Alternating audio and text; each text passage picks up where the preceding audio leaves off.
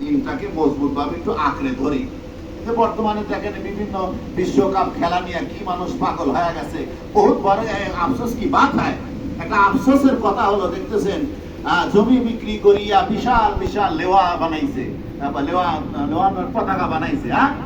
আরে মিয়া, আল্লাহ পাক অপব্যয় অপচয়কারীকে ভালোবাসে। ইন্নাল্লাহ লা ইউহিব্বুল মুসরিফিন।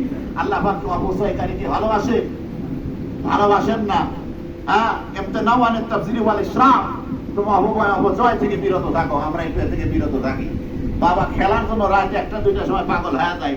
আর যদি বলে একটু নামাজ পড়ো, 10 মিনিট সময় দাও, একটু কবর জিয়ারত করো, কোরআন তেলাওয়াত করো, দিনী কথা হইতেছে শোনো, মাহফিল মে বসো, এগুলার মধ্যে সময় নেই, নামাজের সময় নাই, দোয়ার সময় নাই, খালি ফুটবল খেলা।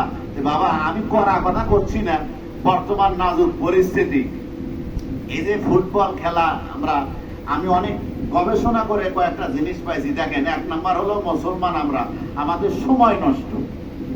2 নাম্বার হলো অর্থ নষ্ট। 3 নাম্বার হলো চরিত্র নষ্ট। 4 নাম্বার স্বাস্থ্য নষ্ট। কথা বলেন ঠিক কিনা?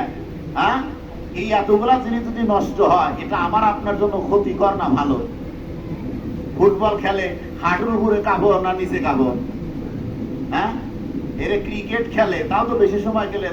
ক্রিকেট যদি হাঁটু ঢেকে খেলে, নামাজের সময় নামাজ পড়ে, অশ্লীল কোনো কার্যকলাপ না থাকে নির্দিষ্ট সময় পর্যন্ত, তাও সেখানে কিছু রুখসাত দেওয়া যায়। পুরুষের জন্য উত্তম খেলা হলো সাঁতার কাটা। এটা ভালো এক্সারসাইজ। এটা কি ভালো এক্সারসাইজ। আর নারীদের জন্য উত্তম খেলা হলো সুতা কাটা। সুতা কাটে কি কাটা? সুতা কাটা। আর পুরুষের জন্য উত্তম খেলা হলো সাঁতার কাটা। এটা কাটে শরীর ভালো থাকে। আগে মানুষ পুকুর পুষ্করিতে নদীতে সাঁতার কাটতে কথা বলেন ঠিক কিনা? এটা ভালো, এগুলো আমরা করতেছি না।